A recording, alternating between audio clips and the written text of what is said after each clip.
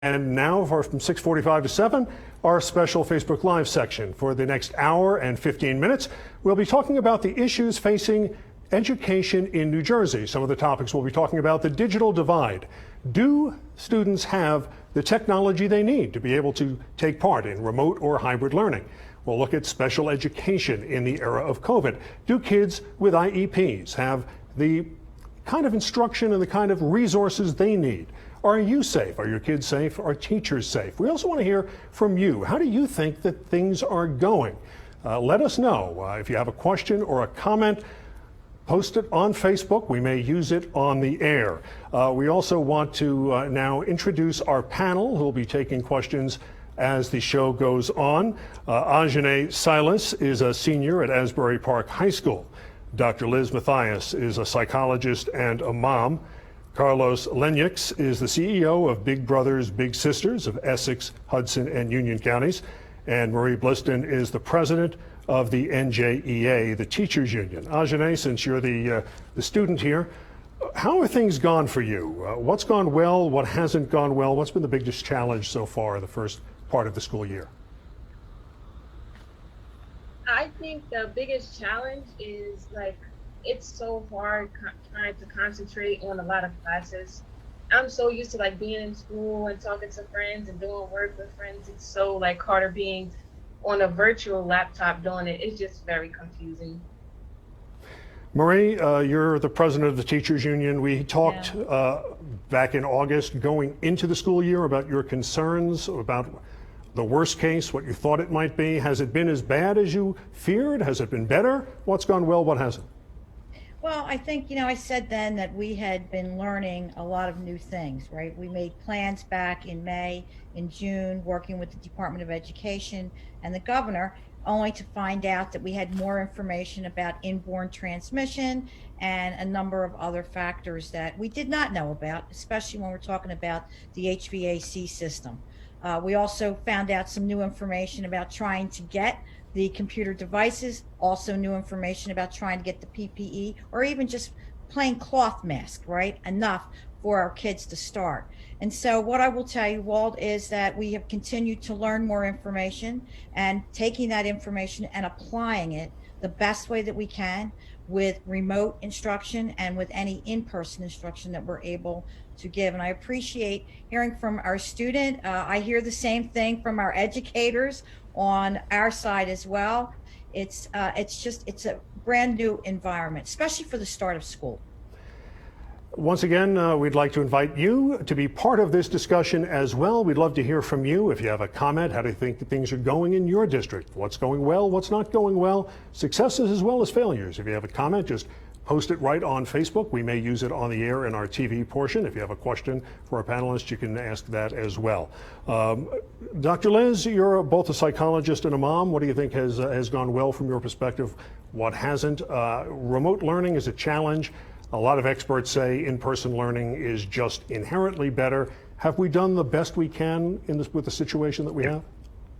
I think we're doing the best that we can, but truth be told, it's really not working. And I speak on behalf of myself as a mom first.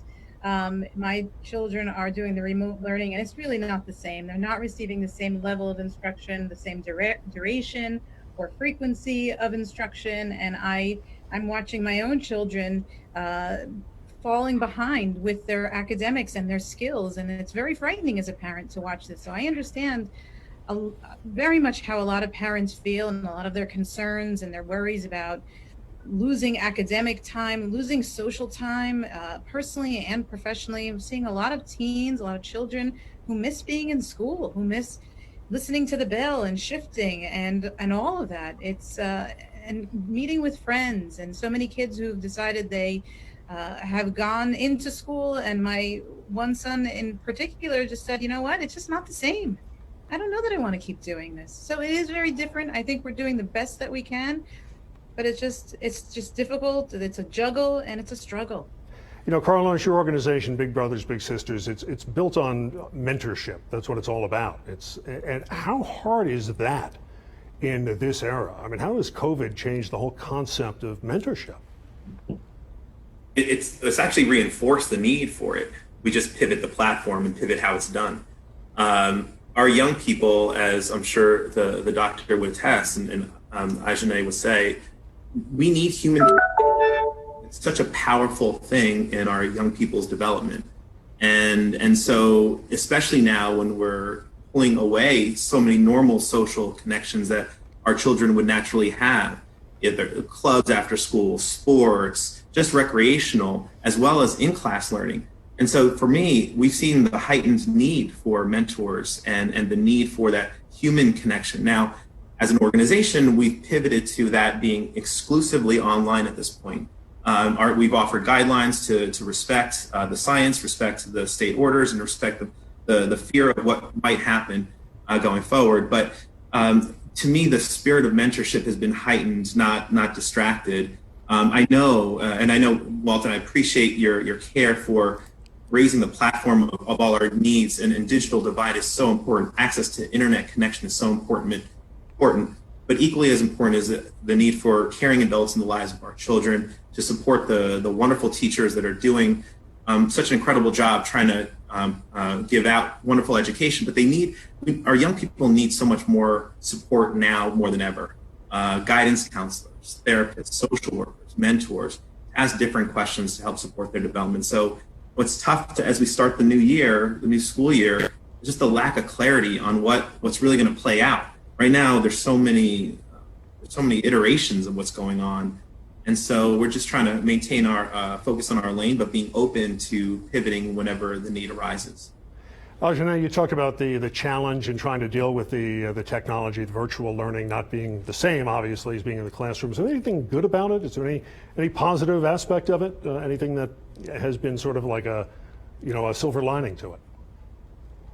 In my words, I don't think so. It's just a challenge altogether. It's just very hard to try to focus on one thing and you have to do another at the same time. It's just very difficult. I don't think it's no good in it. I'm ready to go back to school and be in school. I feel like I learned more. This virtue is not helping me learn at all. Yeah, and Marie, obviously a lot of kids feel that way, a lot of parents feel that way. What is it going to take before? And educators, right? Yeah, I would think a lot of your teachers want to go back too. Yeah, and I've said all along that the COVID, it's a worldwide pandemic. We're in a crisis worldwide, and it's going to take all of our communities to come together. It's not just an education issue; can't be solved there. We certainly can do, and will do our part. But we need some places where our students, in some cases, can come together, who need to be together in a safe environment, in a small group setting, so that there is some supervision and some contact. Now, I just got off the governor's town hall call today. He took a number of questions around the state about education and about reopening plans. And he noted, as he has noted from day one, that health and safety must be the number one driver before we can get into those buildings. Then number two, of course, educational excellence. And number three, equity. And so taking those things in that order, we have been touring some of the buildings. In fact, I went with him last week to Red Bank, where they're doing a hybrid model.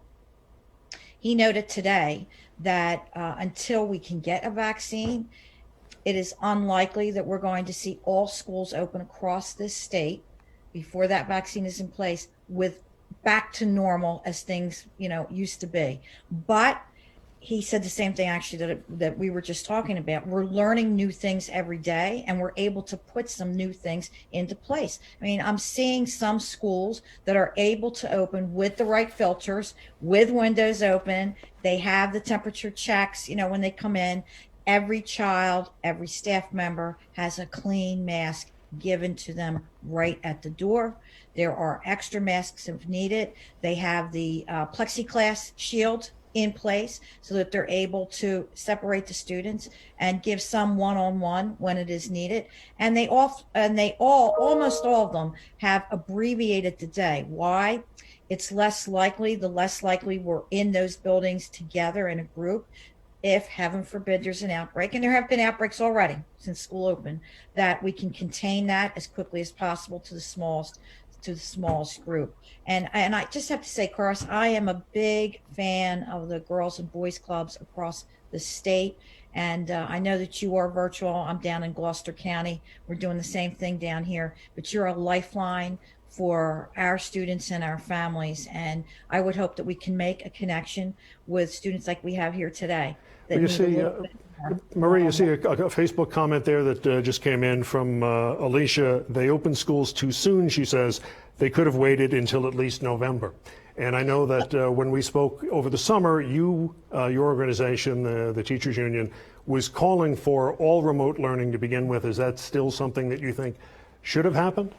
Well, what we had from that information at that time, and that was with principals, supervisors, and with superintendents, remember, was that they did not see that they were going to be able to put all the protocols in place by the date that was on their calendar for the start of school, which varies. But normally it's right around Labor Day, usually right after.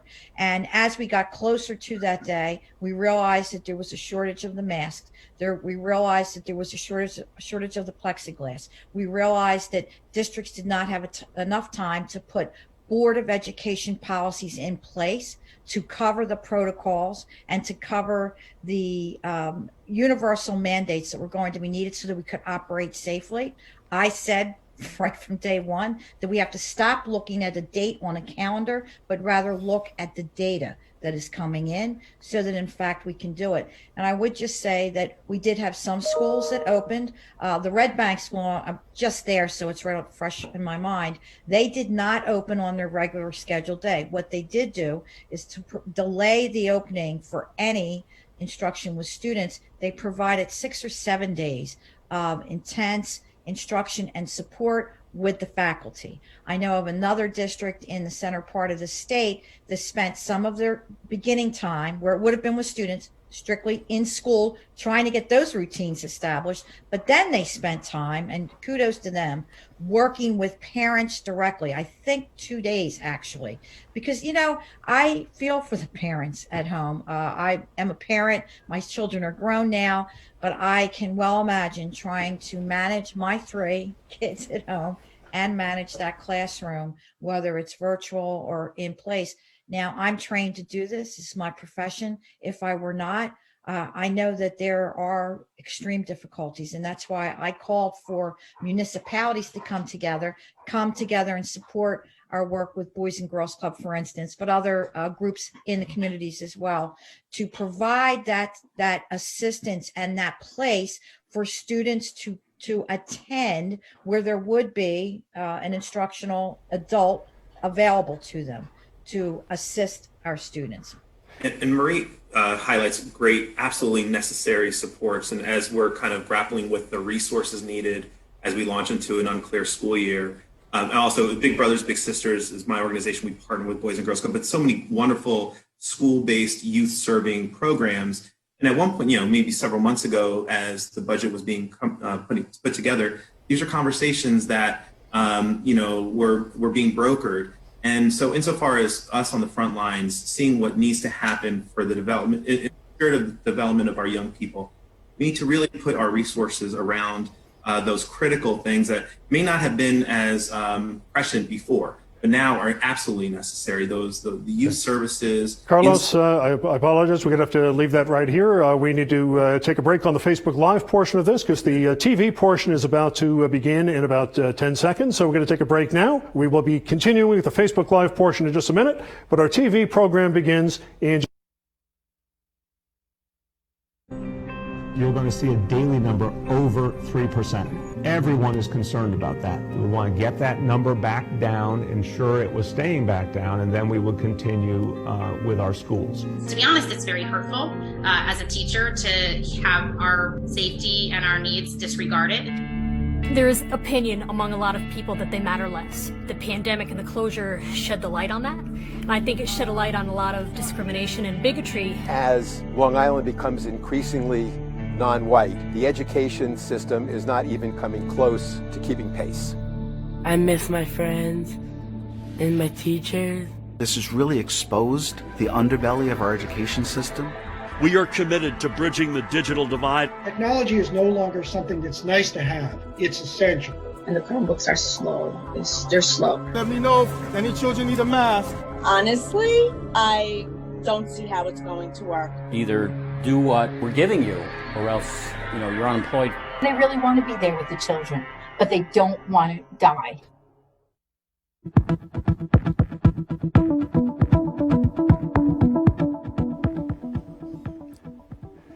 I'm Walt Kane. The state of our schools here in New Jersey is changing every day. And while the pandemic makes every aspect of life more challenging, it also highlights issues in our educational system that have been there for years.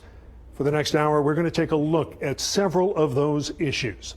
We begin with breaking news. Governor Murphy reporting today that New Jersey schools have been the source of 11 COVID-19 outbreaks involving students or teachers. There are now 43 cases across over 3,000 schools. The governor says those numbers still low enough for districts to continue with plans to reopen. 11 outbreaks with a total of 43 cases, 3 weeks in. Probably as good as I would have hoped. And you can see the counties where outbreaks have occurred by visiting a new school dashboard at nj.gov. 2 more schools, meantime, in New Jersey have paused in-classroom instruction because of COVID. They are a private school in Lakewood and Morristown High School. School officials say in both cases, the switch to all remote learning should be temporary. So here is the current state of our schools. 81 districts are now offering in-person instruction. 278 are offering remote learning only. Most districts, 403, have hybrid plans. 40 districts are using a combination of plans. But not all students have the technology they need for remote learning. In the state's largest school district, Newark, we've heard that hundreds of students, over at least as of a couple of weeks ago, had not yet logged on. We asked Newark's school officials exactly how many families still needed devices for remote learning. The superintendent telling us that number is fluid. So, with that in mind, let's begin our special coverage tonight with a look at the digital divide.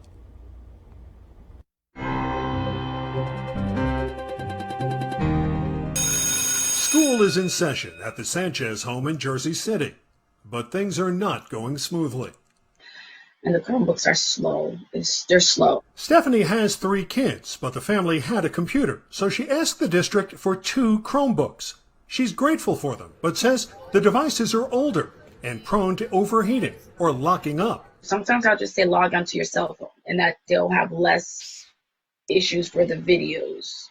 Jersey City school officials say we have enough devices on hand, but not enough to give each student a new device. They're waiting for 20,000 new Chromebooks to arrive. They didn't have any devices, and the devices had not come in. With school about to start in Newark, Neoshi Baker was worried her kids wouldn't be able to take part in remote learning there at all. So I just took it upon myself to say, bump it, the kids need to go to school. She paid for 3 Chromebooks herself, a purchase she says she really couldn't afford after being furloughed for 3 months. You have to tell the kids, hey, this time we can't have McDonald's because I had to buy you a Chromebook, And for them, they don't get it. They're not going to understand it. They don't understand the sacrifices that we're making as parents. They just see that life is normal to them and as normal as possible that we can provide for them. Newark superintendent says any family who has a student who needs technology should speak to their child's principal or teacher because the technology is either available at their school or another school in the district. But for Neoshi, the money is already spent. I'm not saying it's anybody's fault, but I'm just saying, I'm not getting a pay increase. I'm not getting a stipend to say, hey, here's some help. When schools shut down suddenly last spring, it exposed what some experts call the digital divide. That's the gap between students that have the technology needed to succeed at remote learning and those that don't. Technology is no longer something that's nice to have. It's essential. David Ciara is with the Education Law Center. He says in an era of remote learning, devices and high-speed internet are as critical as teachers and should be provided to every student that needs one. We don't tell school districts, only provide teachers to the low-income kids. No, you got to provide a teacher. We provide teachers for everyone. It's the same thing, Walt. But it's hard enough just to get solid numbers on how big the digital divide is. In July, New Jersey said 230,000 students lacked devices for remote learning and pledged over $100 million in funding. We are committed to bridging the digital divide among our students over the long term and aren't just focused on a quick fix. Did that effort work? 2 months later, the state now says it has no idea how many kids need devices because it never had an accurate count to begin with. It's a very difficult question to answer because they're trying to get this information, which can be complicated, from parents directly. The department can't report to the legislature how many students are still disconnected. It is a huge red flag for all of us. In New York City, the DOE handed out more than 300,000 tablets. That wasn't enough to go around. I know of many other parents that I've spoken with who say that they still have not received an iPad or any other device. In fact, during the city's all-remote summer school, 23% of students, nearly 1 in 4, never logged on. It's a situation some say needs to change. We can't accept that 15 or 30% of our student population will just kind of go missing for an academic year. And new developments in an ongoing education story in New Jersey. A state watchdog group issuing a scathing report on hiring practices at the Schools Development Authority. The SCI, the State Commission of Investigation, saying Lizette Delgado Polanco, the former head of that agency, clearing some personnel decisions with the Murphy administration as well. Delgado Polanco was hired despite having little experience in school construction. This pandemic is putting a strain not only on parents and students, but educators as well. Some are even deciding to end their careers early. News 12's Anthony Carlo has more on the decision to return or retire. That's just going to be a disaster. It's just too dangerous, and I don't feel safe. I have a wife at home. I have my son. Any other school year, these teachers would be excited to return to the classroom. Now, they're questioning their careers. To think about walking away for me, and I'm just starting, like I can't.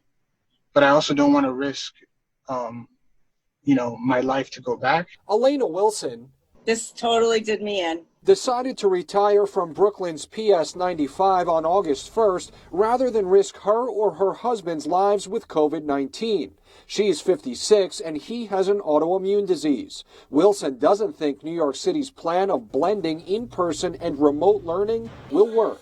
Honestly, I don't see how it's going to work. With little ones, you can't so easily socially distance them, keep them 6 feet apart. I don't feel safe going back to the schools. The essence of this plan is safety for everyone. Mayor Bill de Blasio says school buildings will close if the weekly average of the city's infection rate hits 3%. Parents can choose full-time remote learning for their child at any time under this plan, which is built on thorough disinfecting, protective equipment, limiting contact by keeping students in a single classroom together throughout the day, and testing. This is a really phenomenal challenge that we have. Michael Mulgrew, the president of the United Federation of Teachers Union, reached an agreement with the mayor to delay in-person learning until September 21st, giving teachers more time to prepare. And we now can say that New York City's public school system has the most aggressive policies and greatest safeguards for our children. The update coming as the teachers union threatened a strike. This doesn't change the fact that teachers are still expected to be in schools with children. We are preparing in case there will be an influx of people who will all of a sudden be retiring. Deborah Penny is in charge of the UFT's pension department. We have over 5,000 members who are over the age of 55 and could retire tomorrow. And that's pretty huge. That could potentially exacerbate what the union says is an already significant staffing shortage. You now need almost 2.5 teachers for every 1 teacher you used to have. The mayor is aware of it, but they seem to just act like it's not a problem. The union says in a typical year, between 2,700 and 3,300 of their members retire, and a roughly similar number resign. Penny says if a teacher is not yet 55 but is vested, they can resign, but they have to wait until they turn that age to collect their pension.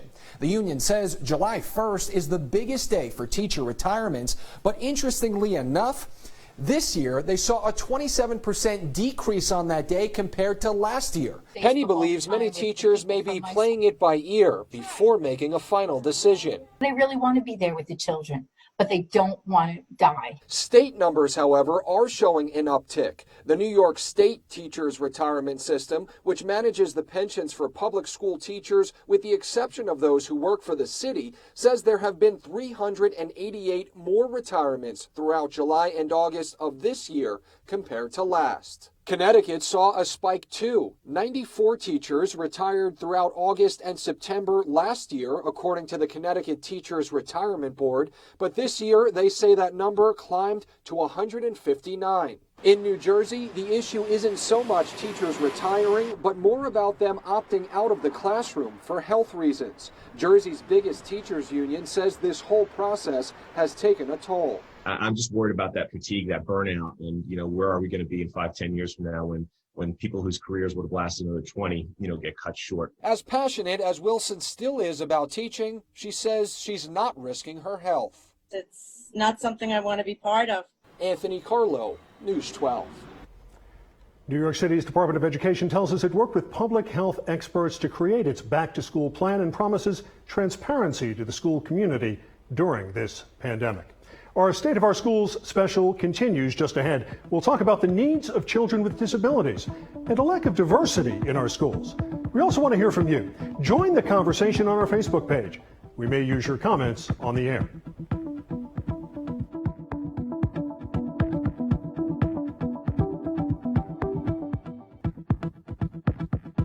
And welcome back to our Facebook Live portion of our State of Our Schools special report. Joined now once again by our panel of education ambassadors, Anne-Marie Blistan, who is the president of the New Jersey Education Association. Carlos Lejneiks, why don't we begin with you? I interviewed you for the story that we did on the digital divide. One of the things that we talked about for that story was the fact that you believe that getting devices to kids, you think that's just the first step. That's actually, you said that's the easy part. Why do you feel that way? Well, it's not necessarily the easy part, but it's an essential part, but it's not completely the whole story, right? Access to internet is important. Internet connection is important, but equally as important is human connection. And having supportive adults, caring adults regularly checking in on our young people for their social, emotional development is absolutely critical. And frankly, even to just make sure that they're logged in and dialed into their education. So we've seen a trend that's a little disturbing where a lot of our kids they log in, but they're not really tracking the lesson plan. They may be kind of, as we all can shut down the video, but still be logged in. Are they really receiving the education that our teachers are giving out? And so we do need those extra supports, those lives of our kids that are asking and encouraging and making sure that what teachers are giving out is being received. And that's a whole other level of connection that needs to not be forgotten. Again, if you don't have a Chromebook, if you don't have a hotspot, that's a quick yes or no. And then, of course, we have to figure out how to get those resources deployed. But the more complicated thing is making sure that kids have the caring adults in their lives checking in on them so that not only is a Chromebook open, but the education is being received. DrLiz, we hear from parents who say their kids are struggling in either the hybrid or especially in the remote learning environment. What should parents do? How do they help their kids? I think we try to maintain as much consistency in our homes as possible so that children have that to rely on as other things in their lives are not as consistent. I think it's important for us to continue to have social interaction. Our children are lonely. They miss their friends. So as much as is comfortable for a parent to be able to bring their child together to have a social interaction, again, in the most comfortable way for that parent, given the threat of the virus, and to just maintain interaction with family members, again, in a socially distanced way, or through as much FaceTime as we can. Just having that consistent interaction, I think, is really important. I know from my own children and from the children and the families that I work with, we're really feeling the isolation, and they're, because there is a variety. DrLiz, once again, I apologize. We're going to have, coming up on the end of the commercial break, we're going to go back to our TV show in just a second. Thank you very much, panel. We'll check in with you in just a moment.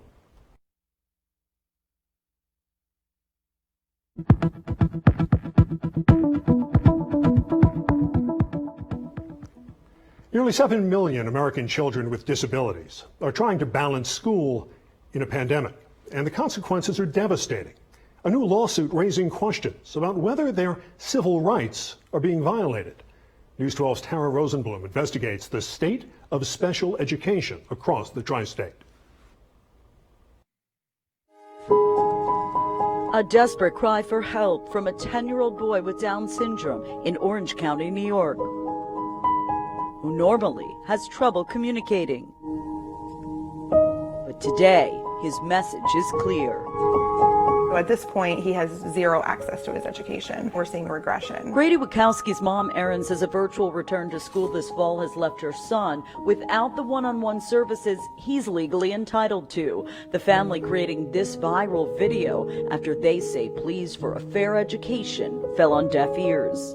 I know that we are not the only ones. Love you. I love you. While other families across the tri-state try out a different approach, taking the fight to federal court. We had testimonials from parents being sent to the district, and it was being ignored. I miss my friends and my teachers. Before the pandemic, Dustin Tobacco's mom says her autistic teenage son was thriving at his Middletown, New Jersey school district. He was doing so well. He was playing football. He was on the wrestling team. But without any in-person instruction, she says 5 years of progress unraveled in less than 5 months. And to see behaviors emerge that we haven't seen in so long, it's heartbreaking. So she signed on to a class action lawsuit alleging school districts nationwide are illegally denying services to special needs children that are federally mandated through individualized education programs known as IEPs. It's also the first legal challenge in the nation to demand what's called a pendency voucher, which would provide funding for families to hire private aides in school districts not yet open full-time. At first it was neglect, and then it was abandonment, and at this stage of the game, it's practically criminal. New York City Attorney Patrick Donahue, whose own daughter has a traumatic brain injury, says the suit began with a few families across New York and New Jersey. Somebody had to do something. But then, horror stories started pouring in from across the country. One parent who's a single mom who has 2 autistic children, she had to quit her job. It's pulled the scab back of what millions of families go through every year. I mean, it's insane that you have a federal law that's supposed to protect them, and they're basically ignoring the rights of these families. And now there are more than 500 plaintiffs from 35 states, including 214 from New York, 48 from New Jersey, and 18 from Connecticut. There is an overall opinion among a lot of people that they matter less. And I think that the pandemic and the closure shed the light on that.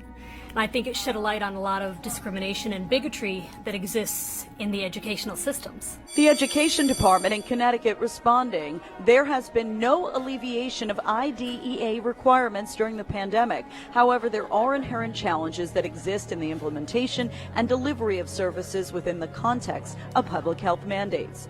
The New York State Education Department mandates each school district must address the provision of faith consistent with the need to protect the health and safety of students with disabilities and those providing special education and services. That's where the second half of the story comes in. Special ed teachers themselves. Privately, many of them have expressed concerns to us that the physical connection required during their sessions leaves them at risk. One local teacher anonymously sharing her frustration on Facebook of the challenges she's experienced teaching children in the era of COVID who have difficulties using the restroom and wearing masks. Are you ready for school? Meanwhile, parents must balance the concern over the possibility of infection against the certainty children like Dustin and Grady are being left behind with every passing day. Tara Rosenblum, News 12. The education departments in New York, New Jersey, and Connecticut all refuse to comment on the pending litigation, but Patrick says many districts across the country have already reached out, hoping for private settlements. Now, we asked our Twitter followers, is your child's school meeting his or her special needs? Here's what you said. 42% say doing their best. 16% say sometimes. 40% say no, not at all. And we have some great guests joining us now. Marie Blistan is president of the NJEA. We also have 3 of New Jersey's education ambassadors. DrLiz Mathias, clinical psychologist and parent. Carlos Lejneiks is a CEO of Big Brothers Big Sisters of Essex, Hudson, and Union counties, and Ajane Silas, a senior at Asbury Park High School. Thank you, all of you, for being here. Ajane, we're talking about schools. You're the only student here, so how's the school year going for you? It's confusing. It's difficult. You know, sometimes we we want to be out of school, but it's really important to be there with our counselors or people we can talk to, people we're not related to, but people we can still relate to and talk to and be comfortable and be able to speak our problems out. And it's just like Carlos was saying, it's very easy for us to turn our laptops on and just lay right back in bed. I don't think that's a great way of showing us good education. I think we should be in school with our friends, being able to understand everything. This can't be the senior year you were imagining. Yeah, no, it's not at all. Yeah. Dr. Liz, as a psychologist and also as a mom, parents watching this are going to look and say, with all the training that you would have all the answers. But it's got to be just as hard for you as a mom as for any other parent, right? Absolutely. It's a struggle every day. My children are following a hybrid schedule. So this is the week they're at school, so I'm a little bit less stressed. But the weeks that they're home, it's really, really hard because I'm trying to balance working and managing 3 kids. But my youngest really needs the most assistance. He's 7. And it's a battle. And right. Even though I may know stuff, Dr. Liz, have to leave it there. I apologize. Our State of Our Schools special continues in a moment.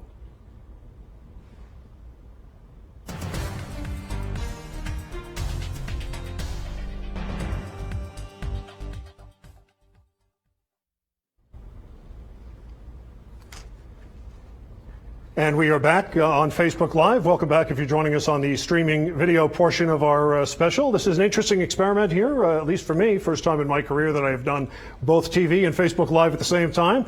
If you follow my consumer Q&As on Fridays, I do a lot of Facebook Live, and I've certainly done TV. It's an interesting blend doing both, and I appreciate you being with us here. Dr. Liz, let's go back to you, because you were in the middle of a really great answer on what parents can do and what it's been like for you as both a clinical psychologist and as a parent. So what's it been like? So I was just saying how, yes, I'm trained, but I think I'm a parent. So as a parent, it's a real battle. I'm not a teacher. I don't know how to explain concepts to my son.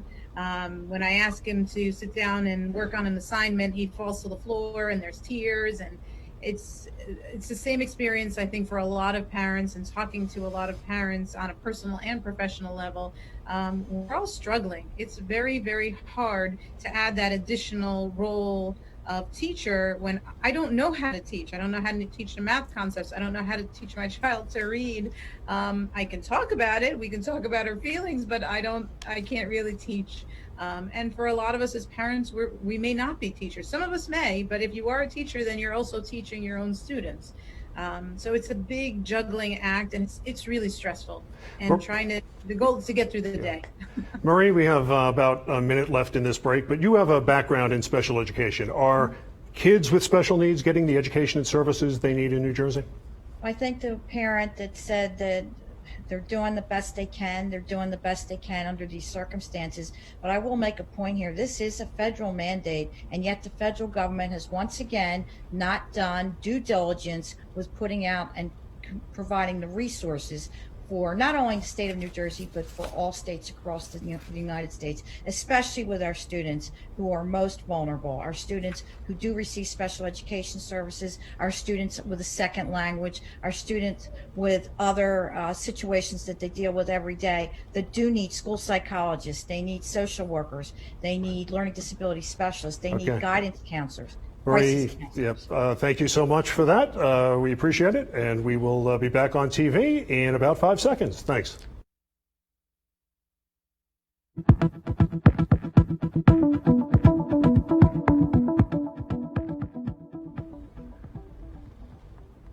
Welcome back to our State of Our Schools special. I'm Walt Kane. We are answering your questions with our panel of education ambassadors, and Marie Blistan, who is the head of the NJEA. We have a Facebook comment from Vern who says, even if the schools open up, the schools are not the same, and we are still in a pandemic, the coronavirus, COVID-19. Now that, I guess, really sums up what we're dealing with in a nutshell right now for all of us. Carlos, your organization has been dealing with trying to help provide mentoring for kids in this environment. What exactly is it with so many schools doing at least some, if not all, virtual learning? How do you keep these kids engaged, and what do you do for the kids who need that extra attention? Right, so every child in our program, frankly, every child in the state of New Jersey needs to know that someone's in their corner caring about them. They have a champion, someone that knows their idiosyncrasies, the things that make them unique. And that's a mentor, that's a coach, that's someone who's dialed into them specifically as a student, as a person on this planet. And so we have this hashtag called Keep Kids Connected. And it really is the umbrella of all our programming. So Carlos, we have online let's classes. continue this on Facebook in just a second. More with our panel coming up right after the break.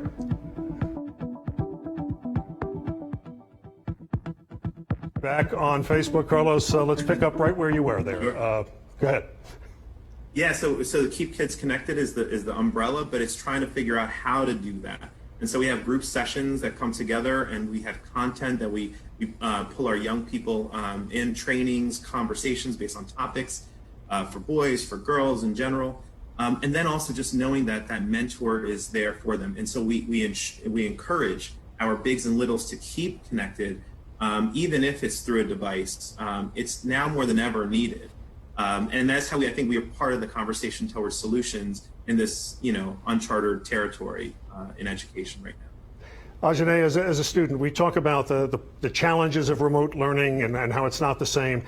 Talk to me about what it's like on a day-to-day basis. I mean, what are some of the problems with it? Some of the specific issues. Is it that the screen freezes up? Is it that you can't hear the teacher? What are the specific frustrations that you deal with?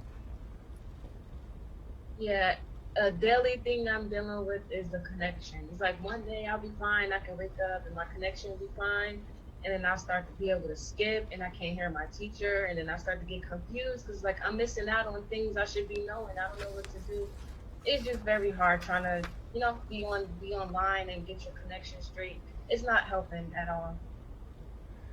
Marie, I know that your teachers obviously are doing the best they can in trying to teach in this environment, but it's got to be frustrating for them too. It's extremely frustrating, and we have 200,000 members that also comprised of our support professionals, our aides, our secretaries, our custodians, bus drivers, cafeteria workers, and we've all come together to try to help our students and their families the best way possible. There's a bill right now in Washington, D.C. talking about and supposedly providing the funds needed, $4 billion actually. I think it's called the Educational Connection Act, that it's just held up there in Washington, D.C., in the Senate in particular, that I just find appalling, especially at a time when our families are most, and our students are most in need. We have to remember that it's not just schools that have been only open hybrid or open remotely for the health and safety issues that they're trying to address. It's the entire state. Right. Our restaurants. Okay, Marie, thank you so much. We are going to be back with the second half of our State of Our Schools special in about 5 seconds. Stand by, panel. We'll check in with you momentarily.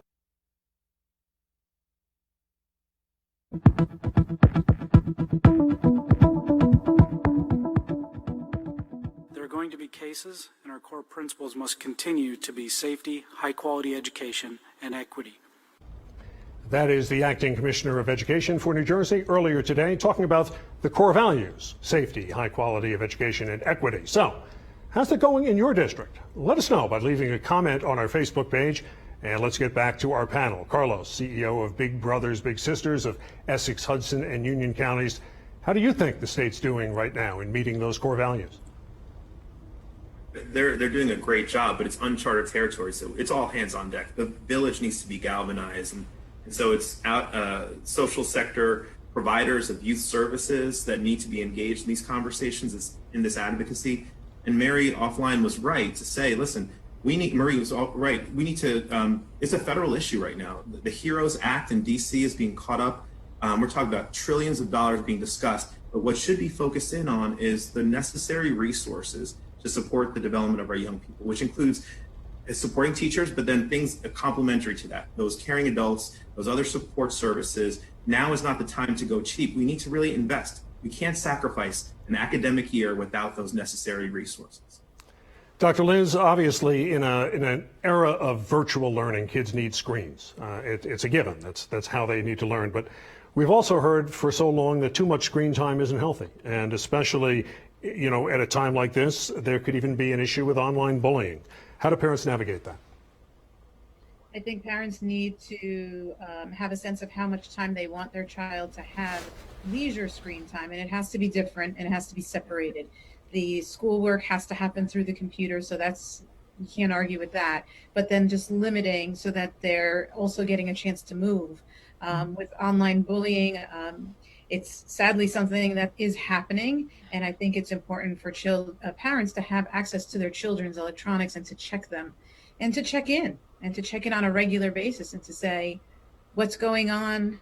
Tell me, feel free to come to me if something is going on or you're getting uncomfortable, or, just to keep the doors of communication open about it all, truly, but especially if they're being bullied, to kind of explain what that is and to open that door and say, come talk to me.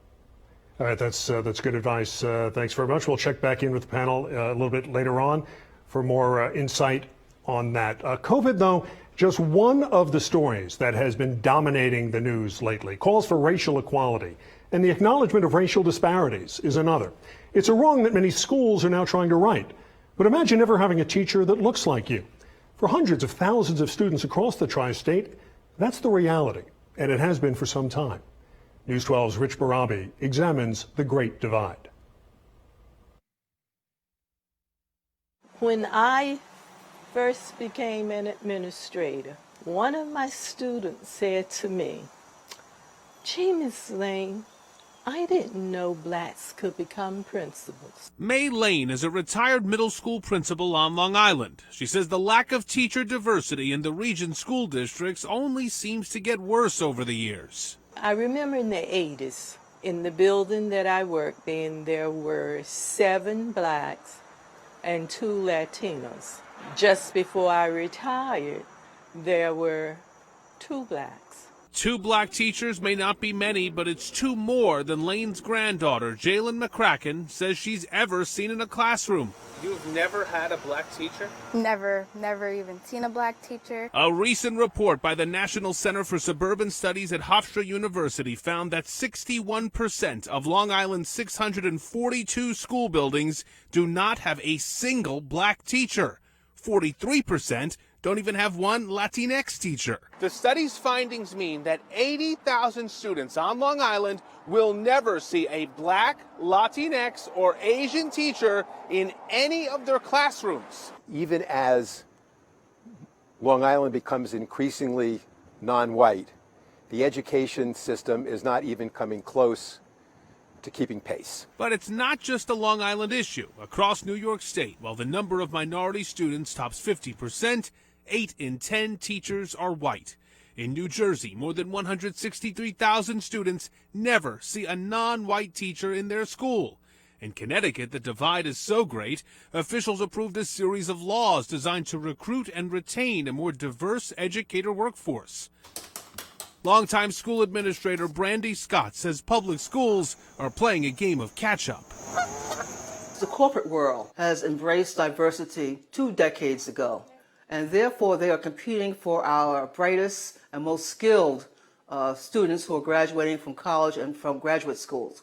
And they're offering them really a lot of more benefits, and they're offering them a lot of money. Alrighty. Scott also says while overt racism in hiring is rare, implicit biases often play an outsized role in determining who's hired and who's not. I would not say it's a concerted effort. I would say it's systemic racism. And that is prompting some in positions of power to reassess the system. We have an initiative that is looking at our hiring practices and how are we advertising our open positions within our agency.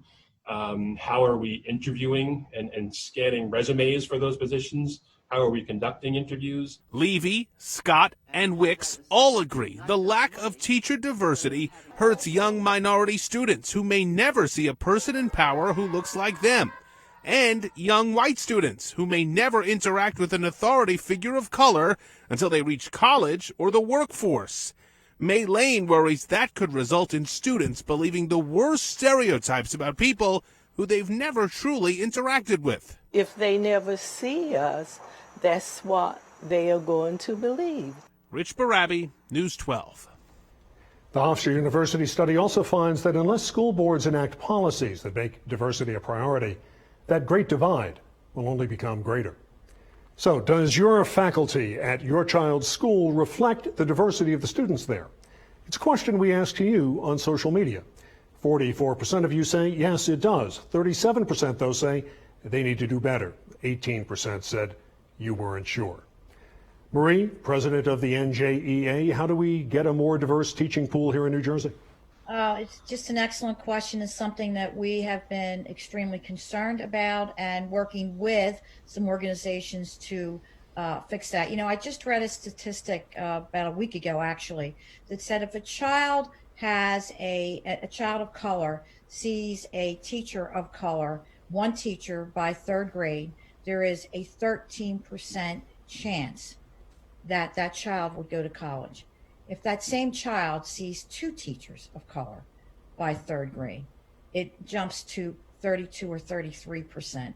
You know, one of the things that we've been working with the College of New Jersey for about 10 years now, actually, is recruiting students, diverse students from around the state, to consider teaching as an option. We have also supported legislation that would also support teachers or people of color to come into the profession.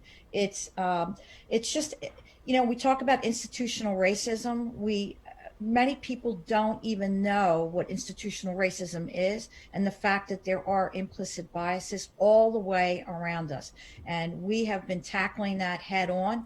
We offer and work with colleges to give undoing racism workshops, not only to our NJEA staff, by the way, but also to our governance and our members around the state who are holding leadership or membership positions. So I think it's huge. I think it's about time that this conversation has been had, and I'm happy that we are at the table and probably one of the leaders in this state.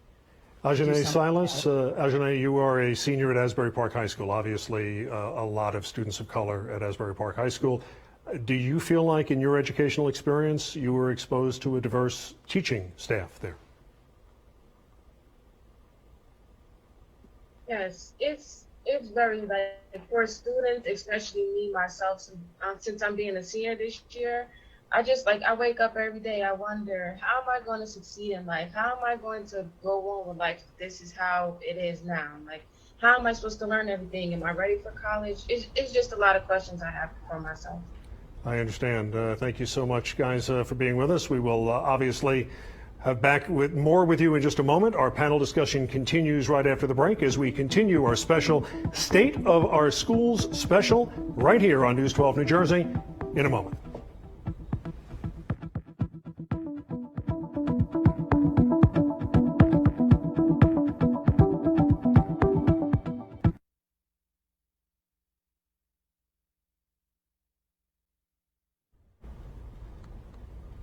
And welcome back. If you have been following us on Facebook, you know the drill by now. This is a show that's been going on both on TV and on Facebook. It's been an interesting experiment. Once again, our panel joining us here for the Facebook portion as we're in commercial break on television. Dr. Liz, we've been talking about a variety of issues here.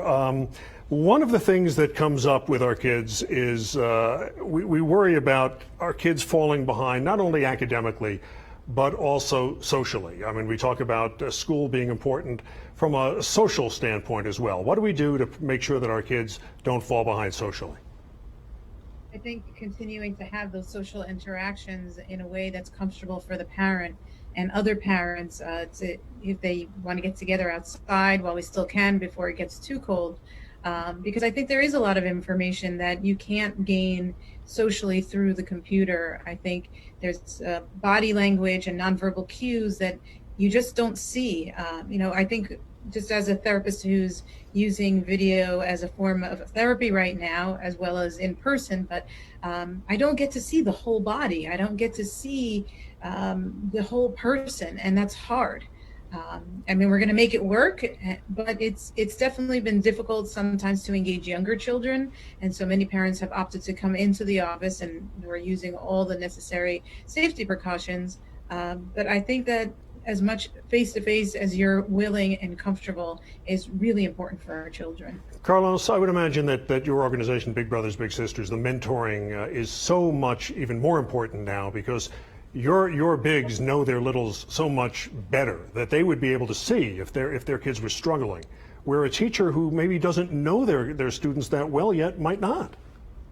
That's the beauty of the individualized one-to-one relationship. They see the little things, the subtle things that aren't obvious to most people because of this trusted relationship that's built up over time. So maybe if a child's sunken in, they'll ask different questions. Maybe if they're not as verbose as they used to be, they'll ask different questions. So it's a really powerful thing, but we've built up years and years and years of this relationship. So now their eyes, the big's eyes, the mentor's eyes are in tune with that child's needs. And it's sometimes the smallest things that can signal really big changes in that child's life.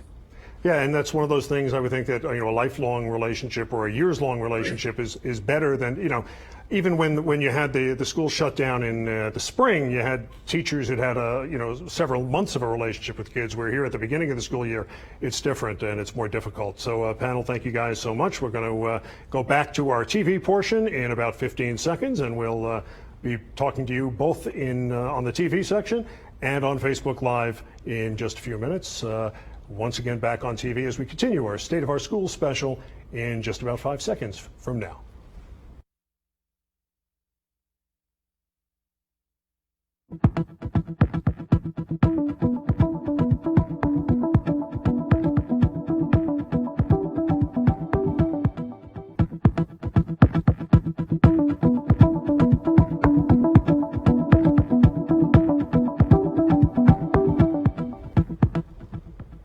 Welcome back to our State of Our Schools special. I'm Walt Kane. As we have been talking about this hour, this school year has been a challenging one for students, parents, and educators alike. And as News 12's Mark Sudol tells us, some teachers say they expect things will only get worse.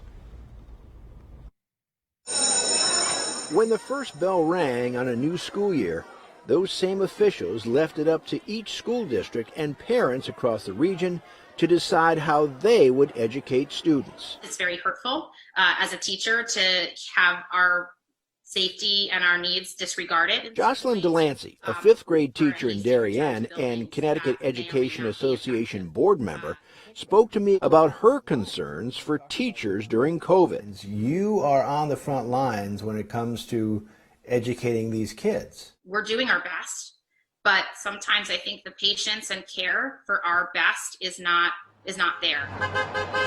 And it's that lack of patience that forced Darien teachers to hold a rally. Give us space! So their voices can be heard outside the Board of Education in Darien. These educators feel there are no guidelines across the board. And News 12 Investigates found that these teachers are unable to strike if the protocols outlined by school districts are not followed. We have teachers who've requested to work remotely, and that request has been denied. Delancey's fear is that her school system, like many others in the state, is fast-tracking their plans to move from their current hybrid model of learning so if you could just take a minute to jot down to a full-time in-person schedule. This collection of data from the early part of the school year put out by the Connecticut State Department of Education shows over 62% of school districts are doing a hybrid model of learning, similar to what's being done in New York. New Jersey originally required all districts to offer at least a hybrid model, but eventually allowed all remote learning after some districts said they could not open in person safely. Now New Jersey is only 51% hybrid learning. All right, Sherry, you want to go ahead? In Connecticut, there are 509,000 students currently in the school systems. Less than a third of those are full-time remote. My hunch is that even if you've heard the book before, but that does not mean the teachers are fully remote too. Most are required to physically teach in their classrooms for distance learning. But what happens when there's a COVID case reported in one of those classrooms? They still had to go into the physical school even though they may have had a pre-existing condition. Right, that's the primary issue that certainly the teachers have complained about. Attorney Gary Phelan has about a dozen teachers he represents, and he says he doesn't understand why school districts can't be more flexible in this very difficult time. We're Connecticut. We're leading, edge kind of place with respect to medical guidance.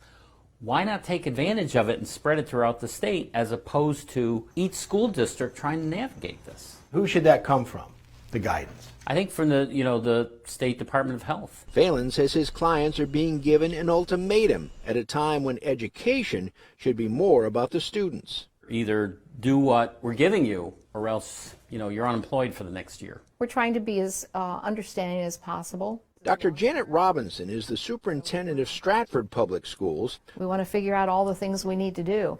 Her biggest issue, she says, has been over PPE concerns. The teachers in her school district are required to be in school full-time, and she says remote teaching is just not an option at this time because there are no remote teaching positions. Even with all that being said, we're still hearing from a lot of the teachers' unions saying, well, this isn't good enough. We're doing what's considered, best practice. Not all of the protocols are necessarily clear. So what else can Delancey and other teachers across the tri-state do? That is as uncertain as what the rest of 2020 will bring. Let's face it, that more cases are coming. So what do we do? I think that's where we have to really stop and say, what's next, and have really good plans. Mark Sudol, News 12 Investigates. In addition to watching this on TV, some of you are watching this on Facebook Live, and you're part of the discussion there. I want to share some of the Facebook comments that we have gotten during this hour. Charlie says, how can private schools figure it out and provide 5 schooling days for the kids that go to those schools? I think that's a reference to the fact that the majority of school districts in New Jersey are offering either hybrid or all remote learning. Dora Lynn says, I worry about the students that are abused in the homes. That is something that many experts have been concerned about, that with kids not going to in-person schools, there aren't the observers who might typically catch abuse. And Rich says, tremendously concerned about teenagers not wearing masks properly, possibly getting COVID-19, and then bringing it home to the parents. So thank you, all three of you, for your comments. As always, if you'd like to join the discussion, please feel free. Go to Facebook, post your comments there, and we may use it here on TV as well. Panel, good to have you guys with us. Marie Blistan, president of the NJEA, how have these past few months changed the profession of teaching, and is it a permanent change? Well, look, we have been rated the best public education system in the United States 2 years in a row, and that is absolutely, Walt, because of the people that are in our public schools, but it's also because we have been able, for the most part, to collaborate with our parents, our community members, our administrators, and that's where we see the best results when we're looking to get through this pandemic and through offering education to our students. We never stopped offering that education, but it has been quite different. I've been really, it's been astonishing to see the change overnight, even in our own profession. None of us were trained to teach our students remotely. We all got into the profession, and as the doctor has said and Carlos has said, that being in person and reading our students' faces, their body language, we know what that means when we're teaching a lesson. Yet we've learned some hard and very good lessons over that time between March and June. We've put them in place to start remotely or hybrid, whatever the case is for our schools, but we're also continuing to learn more information. We have opened a program at NJEA that will enable a person to be certified as a teacher leader. And inside that program, I tapped into, we have our first cohort in things that they're doing. So these are educators already in the classrooms around the state, and they were studying a program to become a teacher leader. But because of the situation, we asked them what they were doing in their own district. And I was just amazed to hear the different stories. They tapped into immediately what was a problem. In one case, they needed educators to speak with each other. And I know the panelists on here know that we as educators, not only do we speak with our students, but we speak with each other in team meetings, right? And they were able to set up a special electronic way. We may have to continue this on Facebook in about 10 seconds. Our panel discussion continues right after the break. Don't forget, we want to hear from you. Leave your questions on our Facebook page. Our State of Our Schools special continues on News 12 New Jersey in just a moment.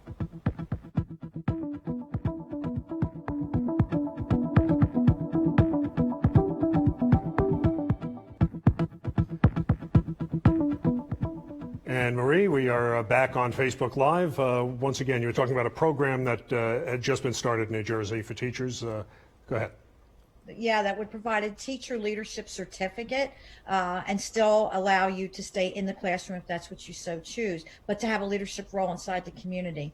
And I was just saying, listening to that first cohort, what they did during the time between March actually and June, they went into their districts, they identified a problem, mostly collaboratively with their administrators, and then they developed a solution for it. And I was talking about the one so that teachers and these support professionals could actually get together online and collaborate on things that they would normally talk about with and about our students, in school, in the buildings. Another one, talking to, and again, listening to the doctor with parents. One of our schools actually has opened up a Facebook page for parents to communicate with each other, but also to communicate on a regular basis about problems that they're having, and so that the educators are also able to get into that forum and try to troubleshoot as we go along. So I think the one great thing that has come out is we've all realized that when we need to, we can in fact be more than flexible. There is more ways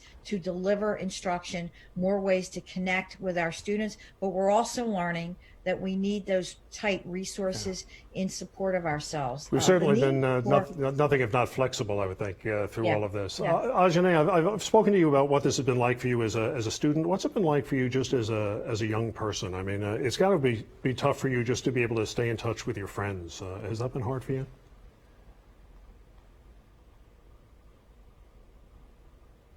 Yes, that's been very hard. I'm used to the love. Instead of seeing the love and being able to talk to my friends online, it's just really not working. I like to be there. I like to be able to laugh and see your emotion and be able to get good energy from you. Yeah, I mean, I think that's been something that so many people, even adults, have dealt with and struggled with during the pandemic. And I would think that, for a teen, for a young person, it would be just that much harder. So once again, we're going to wrap up this commercial break. We're going to continue our TV portion in about 5 seconds, and we'll see you on News 12 New Jersey in just a moment.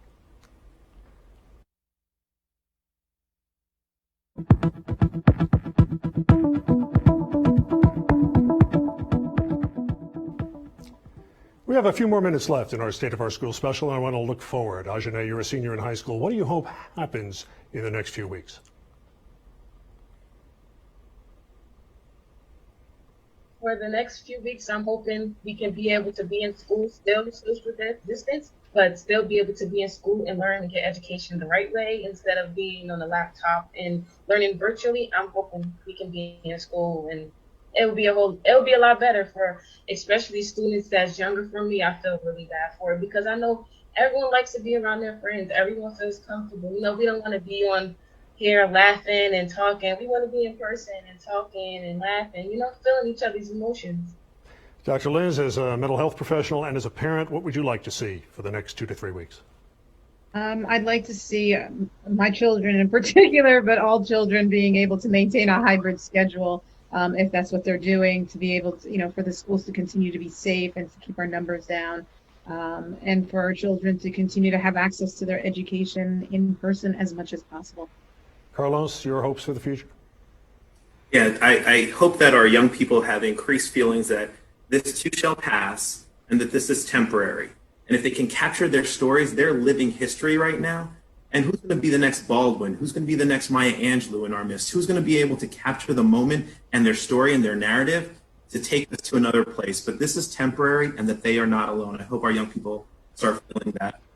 That's really, that's great advice. Marie Blistan, as the educator here, as the head of the teachers union, what would you like to see for the next couple of weeks moving forward? Next few weeks, I'd certainly like to see that nonsense stopped in Washington, D.C., and I'd like to see the Senate put their money where their mouth is and provide the resources for our students and our families right now. And Walt, I'm just going to say, we're also looking forward. We are identifying those resources and those services that we must provide to our students, because there are going to be gaps on when we do get back. As Carlos has said, this too shall pass. We should not be caught, not prepared when that occurs. All right, Marie, Carlos, Ajane, and Dr. Liz, thank you guys so much. We will continue to follow the daily changes in education around our state, and we will continue to track how this pandemic affects the state of our schools. Thank you to our guests, Marie, Carlos, Dr. Liz, and Ajane. To hear about their experiences and to meet our other ambassadors, go to the education section of news12.com. I'm Walt Kane. Thank you for watching. More news coming up on News 12 New Jersey. Good night.